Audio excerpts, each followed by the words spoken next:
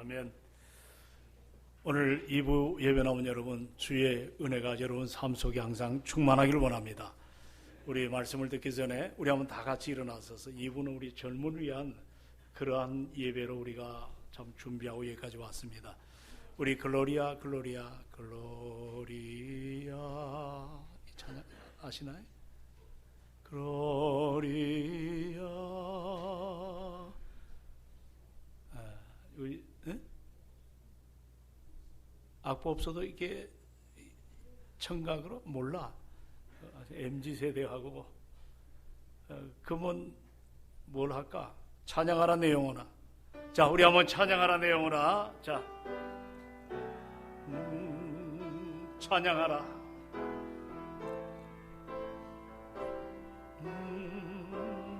찬양하라.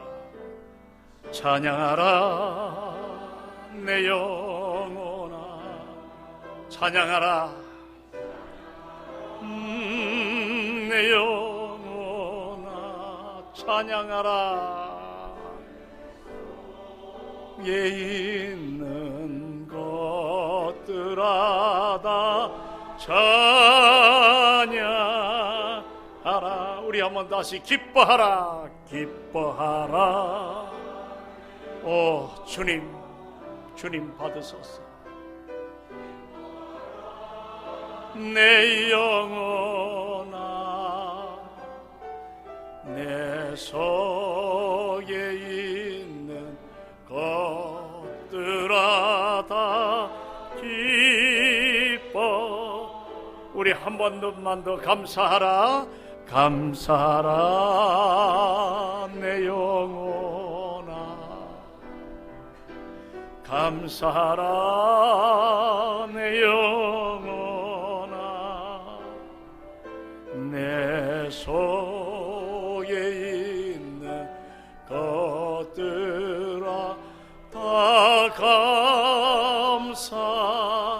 감사하라. 할렐루야. 우리 모든 영광 하나님께 큰 박수로 영광 올려드리시기 바랍니다. 자, 우리 자리에 앉으시고 우리가 신년도 이렇게 새로운 출발을 하고 있습니다. 전 마음가짐도 우리의 생각도 우리의 자세도 이제 뭔가 좀 다르게 살고자 하는 그런 모습들을 우리가 갖고 이 한 해를 시작하고 있습니다. 저는 한 해가 되면 여러 가지 말씀을 또 묵상도 하지만 또 지난날에 그 옥스포드에서 교수로서 오랫동안 사역했던 이 맥글레스 교수가 있습니다. 이분이 쓴 책 가운데 내 평생에 가는 길이라는 책이 있어요. 내 평생에 가는 길. 그 책에 보면 참 우리 인생의 그 인생을 묘사한 그 한 구절이 저에게는 늘 의미 있게 와닿을 때가 참 많습니다. 인생에 대해서 이분이 뭐라 얘기하냐면 짧은 상쾌한 산책인 줄 알았던 것이, 짧은 상쾌한 산책일 줄 알았던 것이 미처 제대로 준비하지 못한 채 마라톤으로 바뀐다. 이 내용은 우리가 어린 시절 다 겪어보지 않았겠습니까? 철없는 시절, 우리의 삶이 부모의 그 사랑을 듬뿍듬뿍 받아가면서 걷는 그런 산책길처럼 느껴질 때가 우리에겐 참 많았습니다. 그러나 우리가 좀 더 성숙해지고 자라나면 우리가 걷다 보면 미처 준비가 되지 않은 채 달려가야 될 그런 마라톤이 될 때가 많습니다. 우리가 이 마라톤을 달리면서 얼마나 많은 사람들이 그냥 중도에 탈락을 하고 또 여러 가지로 참 그 완주를 못하는 경우가 참 많습니다. 이것 때문에 많은 사람들이 절망에 빠지고 여러 가지로 낙심할 때가 많습니다. 우리 인생의 길이 바로 마라톤 같은 그런 길입니다. 더욱 가슴이 아픈 현실은 뭔가 우리가 주저앉는 그 자리에서 다시 일어서야 되는데 다시 일어서지 못하고 그냥 늘 부러져 체념하며 사는 마치 38년 된 그 베데스다 목가의 환자처럼 현실을 넋두리하며 남이 나를 저 물에 집어넣지 않았기 때문에 내가 이 모양으로 산다 하는 핑계거리가 있고 늘 마음에 뭔가 불만을 가득 찬 모습으로 우리가 그렇게 주저앉아 이렇게 미래를 향하지 못할 때가 참 많습니다. 이제 우리에게 2024년도가 주어졌어요. 오늘 새해를 맞는 여러분, 나는 과연 이 새해가 만만하지가 않지 않습니까? 그럼에도 불구하고 우리가 이 한 해를 24년도를 다시 일어설 것인가, 아니면 그대로 주저앉을 것인가, 오늘 우리의 그러한 고민이 어디에 있는가를 돌아보길 원합니다. 저는 오늘 말씀을 전하기 전에 이런 하나의 여러분에게 도전을 주고 싶어요.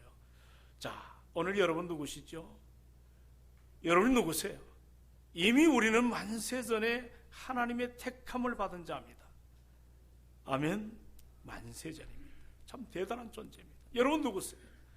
나 하나가 도대체 뭔데, 내가 나를 봐도 정말 부끄럽게 짝이 없는 나 하나, 그 나 하나를 위해서 저주와 고통의 십자가, 그 십자가를 마다하지 않고 거기에 달려 죽으실 만큼 결코 우리 예수님 나를 놓칠 수 없는 우리는 자녀임을 알아야 될 줄로 믿습니다. 오늘 여러분이 누구예요? 삼위 하나님 가운데 보혜사 성령께서 우리 가운데 함께 하소서 내가 어디를 가든지, 내가 어느 곳에 있든지 나를 늘 은혜로 붙드시더라고. 은혜로 붙드시더라고. 나를 책망을 잘 안 하세요. 내 모자람을 꾸짖지도 잘 안 하세요. 그냥 인내하시고 견뎌주세요. 그리고 그 성령께서는 늘 우리에게 그런 마음의 음성을 들려주실 때가 많습니다. 내가 너를 내 손바닥에 새겼다. 그만큼 우리는 소중한 존재라는 것. 오늘도 여러분이 그런 은혜 앞에 이 한 해를 믿음으로 바라보는 그러한 출발을 하는 여러분 자세가 되기를 소망합니다. 그렇다면 아직도 여러분 과거에 며 살아가야 되겠나요? 아니면 바울이 그렇게 고백했던 것처럼 뒤의 것은 잊어버리고 나를 부르신 그 부름의 상을 향해서 오늘도 푯대를 향하여 달려가는 그런 미래지향적인 모습으로 사명을 가지고 살아가기를 원하십니까? 우리는 오늘 이 아침에 1월 초부터 계속해서 사도 바울은 이제 새 사람에 대한 변화의 과정을 옷으로 많이 비유합니다. 옛 사람의 옷, 새 사람의 옷. 요점은 매우 간단합니다. 우리 모두는 예수 그리스도를 통해 가지고 새 사람이 되었다. 영적으로 죽은 상태인데 하나님의 은혜 가운데 여러분과 저를 살려주셨다. 이제 나는 내 과거, 내 신문을 보면 허물과 죄로 범벅이 된 나를 우리 예수님이 십자가 달려 죽으시고 나는 이제 하나님 안에서 새 사람이 되었다. 그리고 더 나아가 죄의 노예로부터 나를 자유하게 만들어 주셨다. 오늘 이와 같은 것을 본문은 이제 너희들이 그런 새 사람을 입었다면 옛것을 버리라, 이 단어를 사용합니다. 무슨 얘기냐면 너희들 신분의 변화가 일어나지 않았는가? 신분의 변화. 그렇다면 이렇게 내 신분이 바뀌었다면 이제 우리가 어떻게 해야 되겠는가? 주님은 계속해서 우리에게 말씀하시길 원합니다. 너희들의 신분이 바뀌었다면 당연히 그 신분에 걸맞는 옷으로 이제는 갈아입어야 된다. 여러분, 재판을 할 때 법관은 법복을 반드시 입습니다.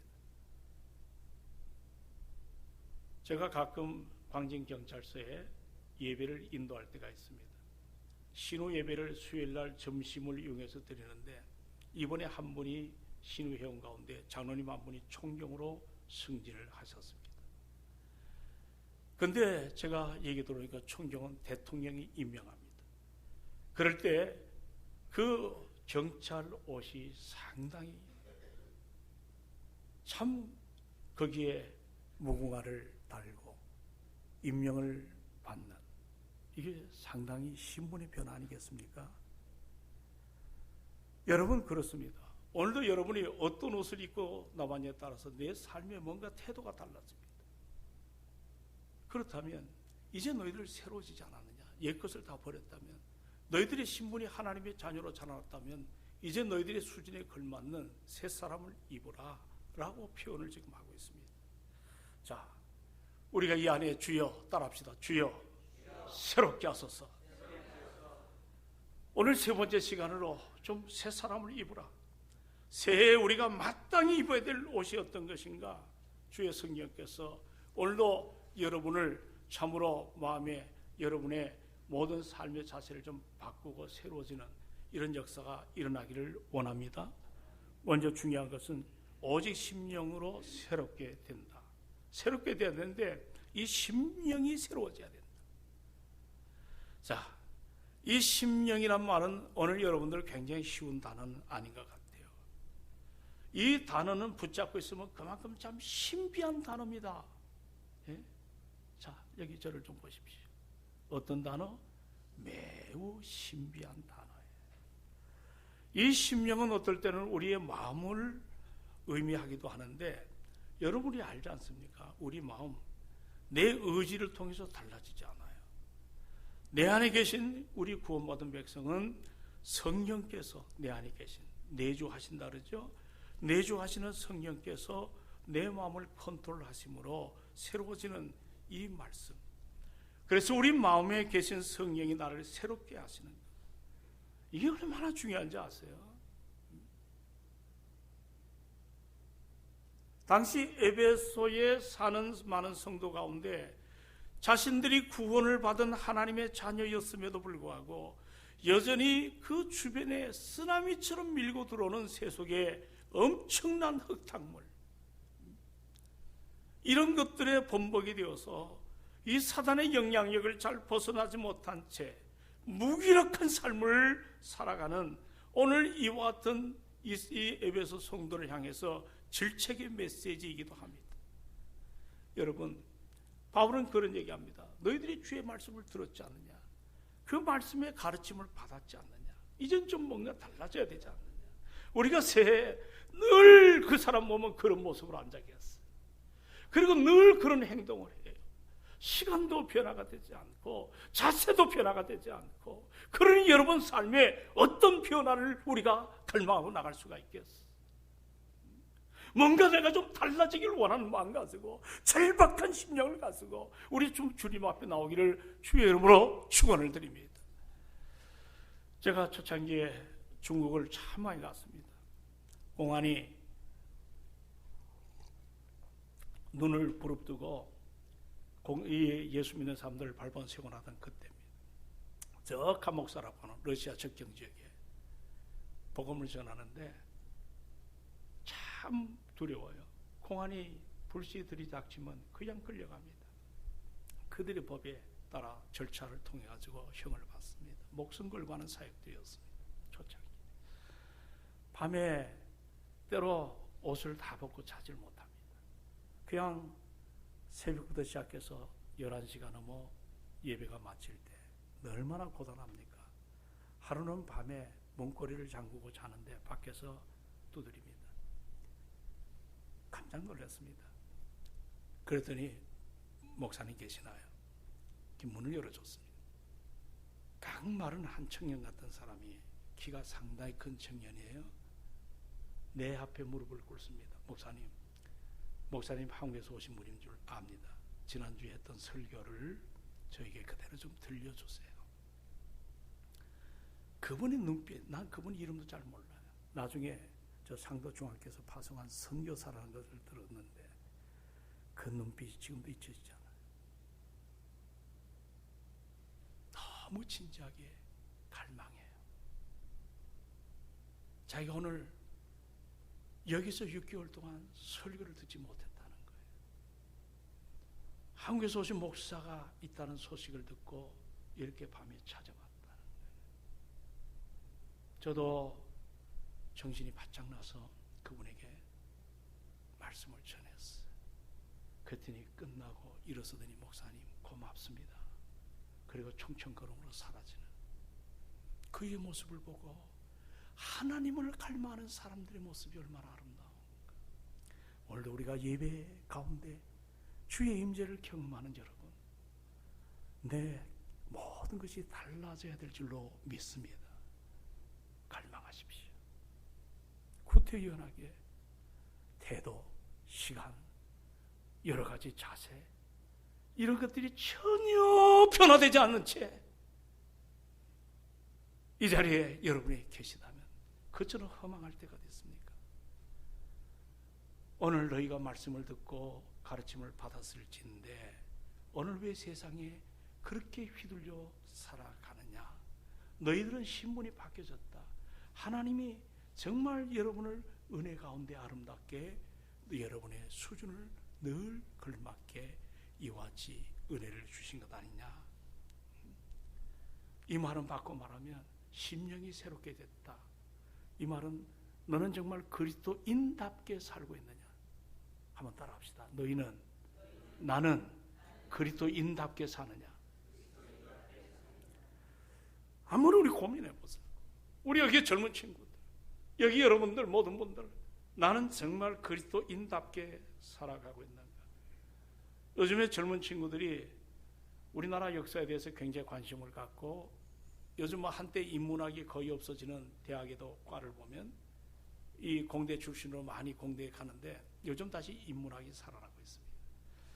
그런데 요즘 그 방송을 보면, 저는 그 고려를 잘 몰랐는데 고려와 그 거란을 주제를 다룬 그 드라마가 굉장히 아마 학생들한테도 영향력이 들어가는 것 같아요. 몰랐던 걸 많이 보니까.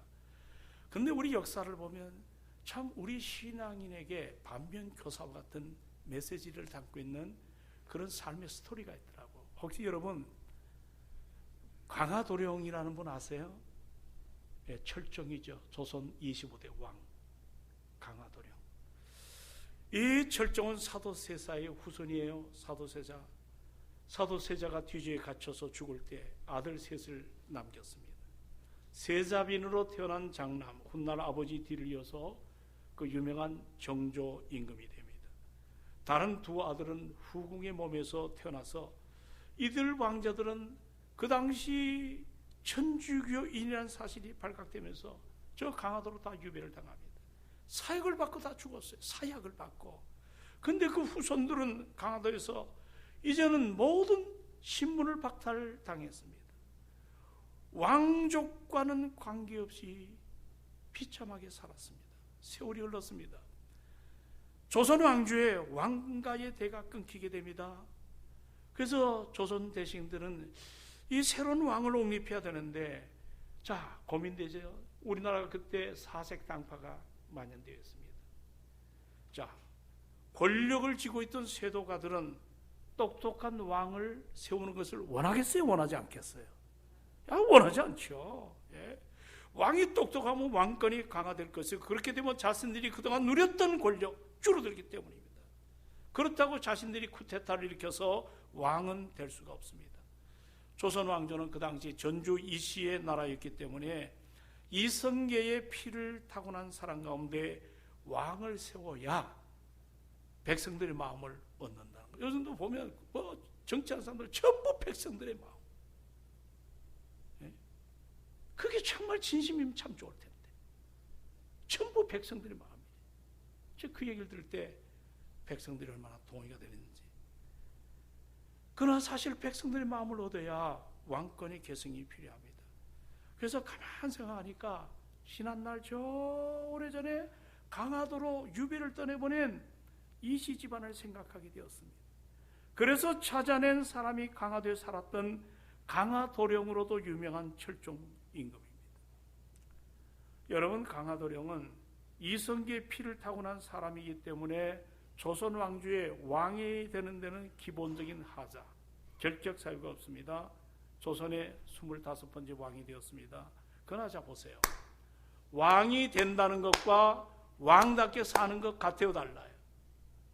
왕이 된다는 것과 왕답게 사는 것 같아요, 달라요? 그리스도인이 된다는 것과 그리스도인답게 사는 것이 같습니까? 다릅니까? 다릅니다. 옛날 왕으로 통치하기 위해서는 전부 다 배웁니다. 정치, 학문, 군사, 경영. 배운 적이 없습니다. 누가 가르쳐주지도 않습니다. 사색 당파에 쩔은 사람들은 왕을 로봇으로 세워놓고 뒷방 정치를 다 해야 됩니다. 그러니까 철종이 하는 일이 뭐예요? 그냥 주색잡기에 빠지고 그렇게 살다가 철종의 말로가 비참하게 되지 않았습니까? 여러분, 오늘 우리 신앙인들 가운데도 철종형 그리스도인이 있다는 거 아세요? 예수님의 그 보혈로 왕 같은 제사장이 되었지만 전혀 하나님의 자녀답지 못한 그런 삶을 사는 사람들이 참 많습니다. 디모데서에 보시면 3장 5절에 보면 이런 말씀이 있습니다. 주님이 우리를 구원하셨습니다. 그리고 우리를 행한 바 의로운 행위로 우리의 구원이 보장받는 것 아니고 오직 예수 그리스도의 공유를 따라서 중생의 시점 그리고 성령으로 새롭게 하심으로 우리를 바꿔놓으셨다 그랬어요. 자, 성령으로 어떻게 해요? 새롭게 하심으로. 우리가 구원받고 새 사람이 된 것은 전적으로 성령의 새롭게 하심으로만이 가능함을 믿으시기 바랍니다. 우리가 아무리 많은 선을 쌓고 율법을 잘 지켜도 그걸로 우리의 구원 이룰 수가 없습니다. 오직 성령께서 나를 새롭게 하는.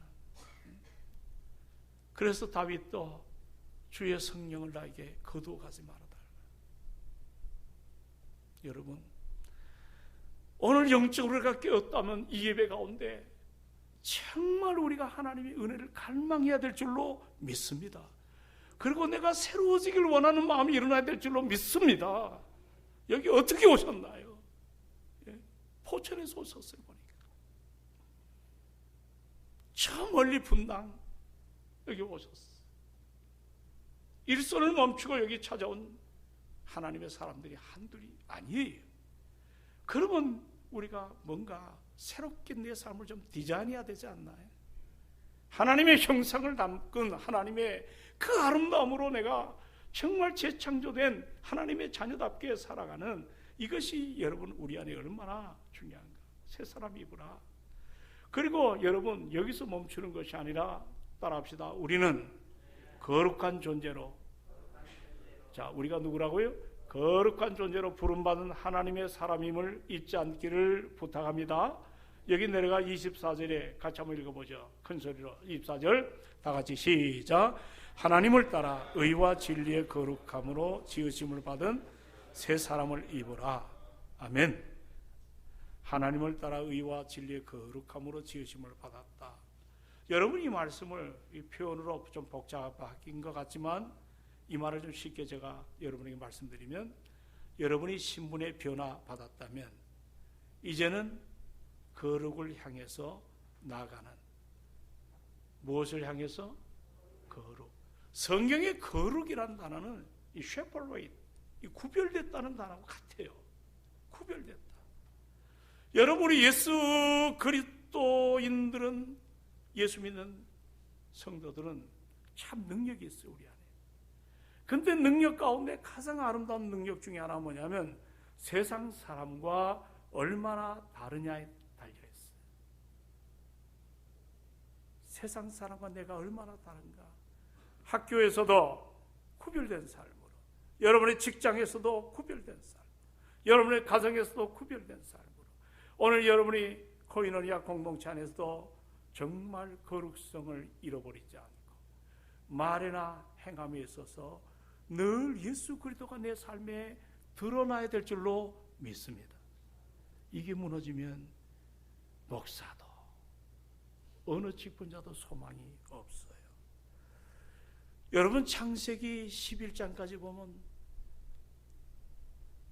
정말 하나님이 지으신 세계가 통탄할 만큼 개척안이 되었어요.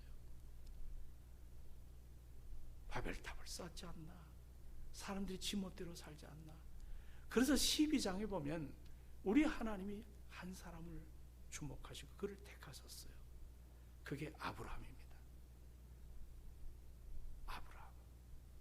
그 아브라함을 하나님이 부름받을 때 너는 너의 본토와 너희 친척과 너희 아비 집을 떠나 내가 너에게 지시한 뭐예요? 땅으로 가라고 했습니다. 나이가 75세입니다. 왜 하나님께서 그를 익숙한 그 갈대아 우르, 여러분 갈대아 우르는, 우르라는 말은 중국 성경에 보면 불화자입니다. 불을 쓰는 그 당시에 삶을 살던, 문명이 고도화된, 그러니까 75세면 아브라함은 안정적 삶을 살았던 사람이에요. 아버지는 우상을 업으로 살았던 사람이에요. 모자람이 없는 사람이에요. 근데 어느 날 자기 의지와는 상관없이 하나님이 그를 불러내셨어요. 너 여기를 떠나라. 익숙한 것으로부터 결별하라. 우리 주님이 원했던 것은 거룩입니다. 구별된 인생입니다. 여러분, 이제는 너희가 다른 사람으로 아브라함, 너 그렇게 살아야 돼. 그렇다면 하나님께서 이방인이 된 여러분과 저를 예수 믿도록 불러낸 이유가 뭘까? 왜 우리를 세상으로부터 부름받은 하나님의 자녀로 삼으신 이유가 뭘까? 여러분, 다른 거 아닙니다. 세상과 구별된 거룩한 백성이 되라고 여러분도 저도 불러낸 줄로 믿으시기 바랍니다. 아멘 합시다. 아멘. 이와 같이 아름다운 자세로 이제 우리가 그 자세를 갖고 세상을 변화시키는, 이 변화는 여러분 완전히 물이 변하여 포도주가 되는 것처럼 완전한 모든 것이 달라지는 변화를 말합니다. 우리가 늘 교회 와가지고 주여 오늘도 나를 부흥케 하여 주시옵소서. 아멘 합시다.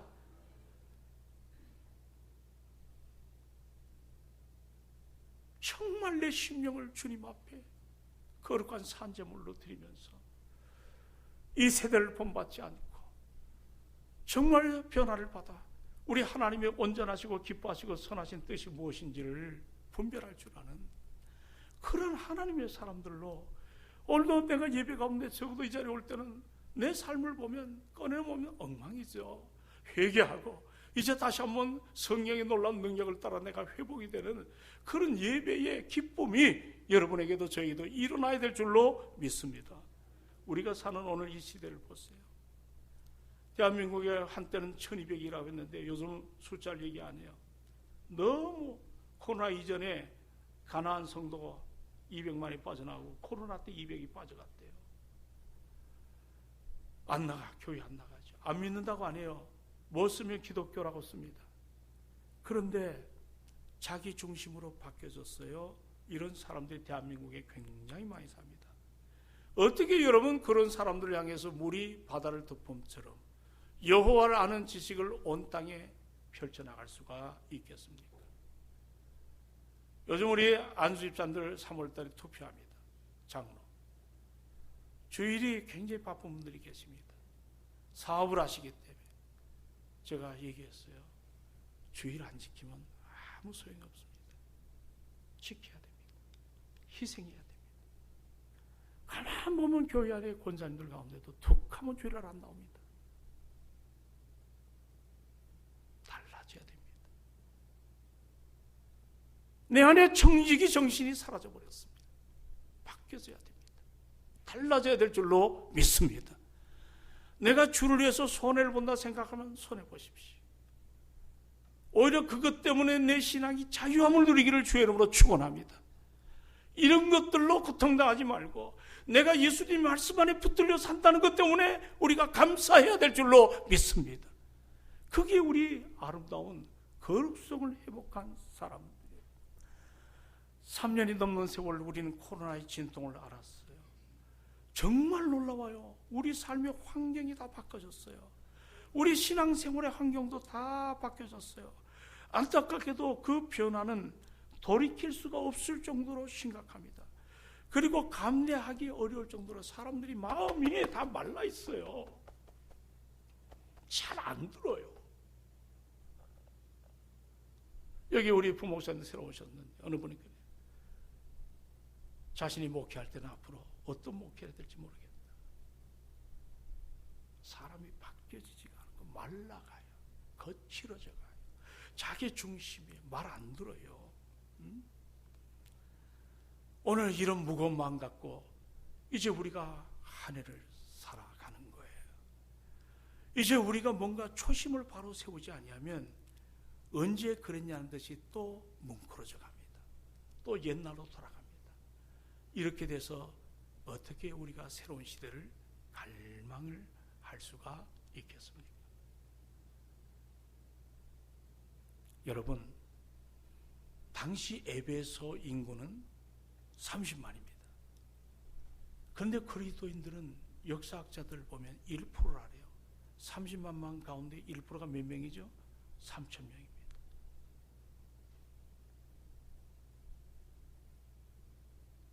그들 앞에선 에베소는 마치 거대한 여리고성처럼 도무지 무너질 것 같지 않는 난공불락의 도시입니다.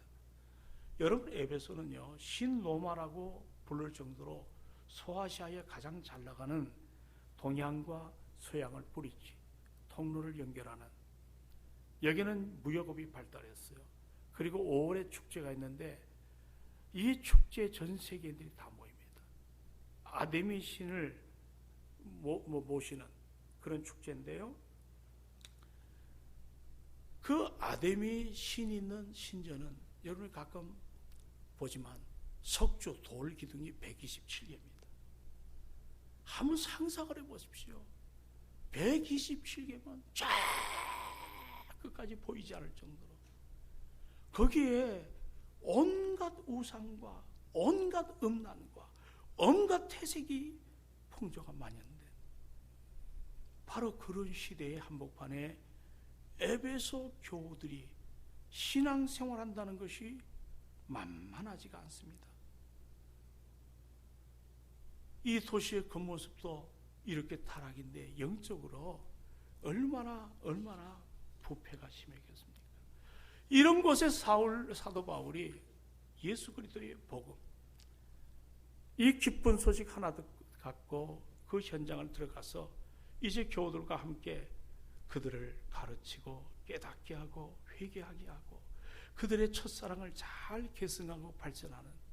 그런데 여러분, 사도행전 19장의 에베소에 대한 그 드라마틱한 한 사건을 우리에게 소개합니다. 우리 하나님의 권세 있게 하는 부흥이 어떤 것인가?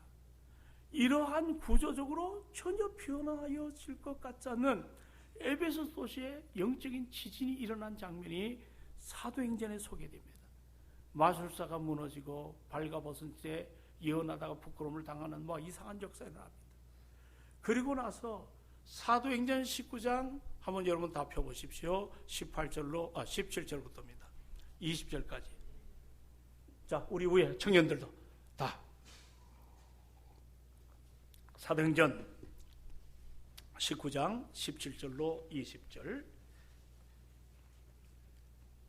자, 어떠셨으면 같이 한번 읽어봅니다. 자, 17절로 19절 다 같이 시작. 에베소에 사는 유대인들과 헬레인들이 다 이를 알고 두려워하며 주 예수의 이름을 높이고 믿는 사람들이 많이 와서 자복하여 행한 일을 알리며 또 마술을 행하던 많은 사람이 그 책을 모아가지고 와서 모든 사람 앞에 불사르니 그 책값을 계산한 즉 은 5만이나 되더라. 20절. 이와 같이 주의 말씀이 힘이 있어 흥왕하여, 자, 무엇을 얻었다? 이게 어디에서 일어난 사건이죠? 예, 17절에 어디에서? 에베소에서 일어난 하나님의 권세 앞에 시대의 변화가 일어난 놀라운 사건입니다. 여러분, 자기들이 인생을 걸었던 그 잘못된 마술책, 그걸 에베소 광장에 다 갖다 놓았어요. 은으로 5만이나 되는 이 한 드라크마, 이게 쉽게 표현하면 은 하나가 건강한 근로자가 하루 품삯이라고 하여튼 그렇게 표현을 해요. 작은 돈이 아니에요. 그거보다 돈의 가치보다 더 중요한 것은 그들이 인생의 소망으로 살았던 바로 이 마술책입니다. 그런데 은혜를 받고 나니까 이 책이 얼마나 무거찬가를 깨닫게 됩니다. 자기들이 그렇게 소중하게 여겼던 내용들이 사실은 모두 거짓이라고 하는 이 사실을 깨닫게 된 거예요.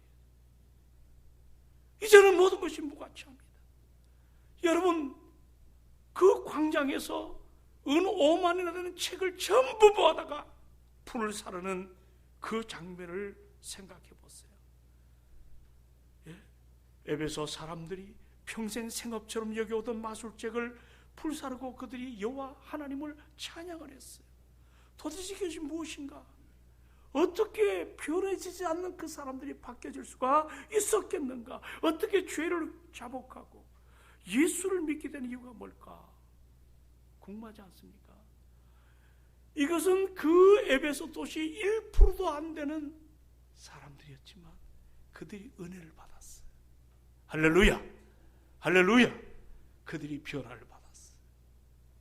그들이 구별된 삶으로 거대한 세속의 도시를 주님 앞에 무릎 꿇게 만든 것이 우리 성도들이 약하지만 우리는 다르다는 거예요. 구별된 인생으로. 여러분, 데살로니가 전서 4장 3절에 보면 하나님의 뜻은, 따라합시다. 하나님의 뜻은 이것이니. 자, 여기 많은 분들이 모였는데 다시, 하나님의 뜻은 이것이니 너희의 거룩함이라. 자, 너희의 뭐라고요? 거룩.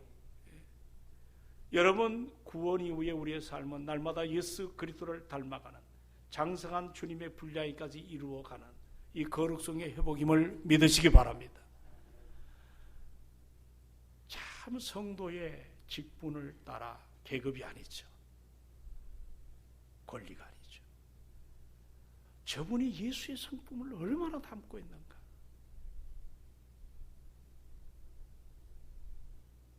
그것이 바로 우리의 모습이어야 될 줄로 믿습니다.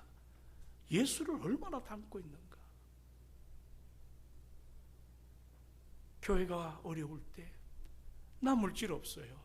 나 배운 거 별로 없어요. 있는 거 있잖아요. 내게 은과 그는 없다 할지라도 나와 함께 하시는 나사렛 예수, 예수 그리스도의 이름, 우리가 그 이름을 높여야 될 줄로 믿습니다. 여러분, 초대교회가 부흥할 때 숫자로 말하면 한꺼번에 전도에서 3,000명이 왔던, 재산으로 말하면 매주마다 사람들이 자기 재물을 바쳤던 그런 재물이 많은 교회. 그리고 여러분들, 그들은 정말 여러 가지로 시대 앞에 모처럼 은혜 받은 교회인데, 그럼에도 불구하고 사도인 베드로와 요한은 시간이 될 때 성전을 향하여 기도하러 나갔습니다. 나는 우리 교회가 회복이 되어야 될 게 기도입니다. 아멘. 수요 예배의 회복, 아침 예배의 회복, 철야의 회복. 제가 다른 교회 새벽 기도를 가보면 놀래요. 저들도 우리와 똑같이 양복을 입고 나가요. 똑같이 바쁜 사람들이. 근데 저들은 되고 왜 우리는 안 될까?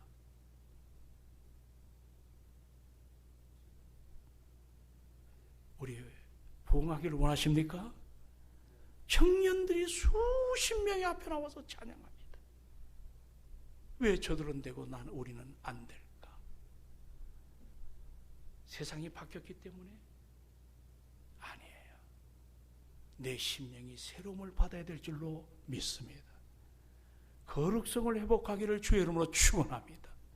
나를 쳐서 복종하며 십자가 앞에 모이십시오. 그리고 출발하십시오. 베드로와 요한이 안진매가 나에게 돈 좀 달라고 외칠 때, 난 네가 원하는 은과 금은 없다. 그러나 내게 있는 거 한 가지 있다. 나사렛 예수, 그 이름으로 일어나 걸으라. 할렐루야. 교회는 세상 앞에 하나님의 신비한 세계를 보여줘야 될 줄로 믿습니다. 그 은혜 앞에 무릎을 꿇게 해야 될 줄로 믿습니다. 이와 같은 일에 우리의 거룩성이 얼마나 중요한가. 그리고 이 세 사람을 이브라는 단어는 명령형이더라. 명령형. 명령은 받는 입장은 해도 되고 안 해도 되고 아니에요. 명령은 반드시 그대로 따라야 될 줄로 믿습니다. 이제 주여 새롭게 하소서라고 하는 이 말씀 앞에 우리가 섰어요. 이제 어떻게 우리가 새롭게 하나? 참 가만 보면 나도 잘 안 되는 게 많아. 안 목사도. 여러분도 잘 안 되는 게 참 많아. 그러면 어떠면 참 좋을까? 여러분, 이 새 가운데요, 가장 오래 사는 새가 솔개랍니다. 요즘에 이 중량천에 원앙새가 와가지고, 이거 참 좋더라고요. 그 구정물이 지금 맑은 물이 돼가지고, 원앙새가 수백 마리가 와서, 거기서 놀고. 근데 새 가운데 가장 장수하는 새 중에 하나가 솔개. 평균 수명이 70세입니다. 그런데 이 솔개도 30이 되면 내가 이대로 주저앉을 것인가, 다시 일어설 것인가 고민을 한다래요. 이 조류학자들의 표현에. 그런데 대부분의 새들이 주저앉는데요. 그러나 어떤 새는 다시 일어선대요. 이 설계가 한 30년 되면 부리가 이게 전부 힘이 없어가지고 부러진답니다. 날카로운 발톱이 전부 이게 분질러진답니다. 털이 전부 할아버지 할머니 털처럼 윤기가 없어진답니다. 그럴 때 이들이 결심을 해요. 살려고 일어서려고 하는 새는 그 바위에다가 자기 부리를 쪼아내가지고 부리 있죠? 이걸 다 까서 얼마나 고통이 심해요. 그리고 그 몇 개월이 지나면 이제 그 부리로 자기 몸에 새부리가 날 때 털을 전부 뽑는다 그래요. 그리고 또 시간이 지나면 발톱을 다 뽑는데 그렇게 지나는 게 반년 걸린다 그래요. 반년. 그래서 다시 비상하는 날아다니는 솔개의 위용을 갖는다고 해요. 말씀드렸지만 이것이 다 그래야 되는데 매우 적은 숫자만 다시 일어선대요. 그래서 70세까지 그들이 참 아름답게 사는 이 모습. 솔개에는 두 가지 선택이 있을 뿐입니다. 그대로 죽을 날을 기다리든가 아니면 반년 동안 매우 고통스러운 갱생 과정을 수행하는 거예요. 사랑하는 여러분, 하나님은 오늘 그런 지혜를 솔개들에게 주셨지만 그대로 살지 못하는 게 아픔이죠. 그렇게 살려면 피눈물 나는 고통, 부리가 끼어지고 발톱과 깃털이 뽑히는 아픔. 그러나 그 과정을 겪어내면 남은 40년을 힘차게 살 수가 있다는 거예요. 여러분도 저도 우리 동성교회가 올해 55주년이 됩니다. 이제 뭔가 우리가 숫자만 자랑할 그 시대는 지났어요. 이제 우리 모두가 정말 내 한 사람이 이와 같이 다시 한번 주의 은혜를 붙들고 새 사람을 입고 나갈 때 여러분 그 세 사람의 강력한 무기는 뭔지 아세요? 믿음의 무기입니다. 따라합시다. 믿음의 무기. 히브리서 11장 6절에 믿음이 없이는 하나님을 기쁘시게 할 수가 없어요. 하나님께 나가는 자는 반드시 그가 계신 것과 또한 자기를 찾는 자들에게 상 주시는 자이심을 믿어야 할지니라. 우리가 그 믿음의 날개를 펴십시다. 그리고 하나님께 맡깁시다. 저 다윗 어린 목동이 물맷돌을 하나님께 맡길 때 이거는 요즘 말하는 케이난 자주포의 비살보다 더 정확하게 골리앗의 이마를 부시지 않았습니까? 여러분 모세에게 들려진 마른 막대기 하나님께 맡길 때 그것은 하나님의 지팡이가 되었습니다. 하나님의 능력을 찬양합시다. 하나님의 역사를 감사하십시다. 우리 힘으로 부족하더라도 새롭게 하소서. 주님 나를 좀 새롭게 해달라고 이 마음으로 하나님의 은혜 앞에 서기를 주의 이름으로 축원합니다. 믿으면 아멘. 이런 모습으로 나가시기를 바랍니다. 우리 이 시간 찬양을 하면서 하나님 앞에 예물을 올려드리는 시간을 갖습니다. 찬송가도 전심을 다해서 하십시오. 436장. 헌금도 최선을 다해 하십시오. 436장 찬양하십니다.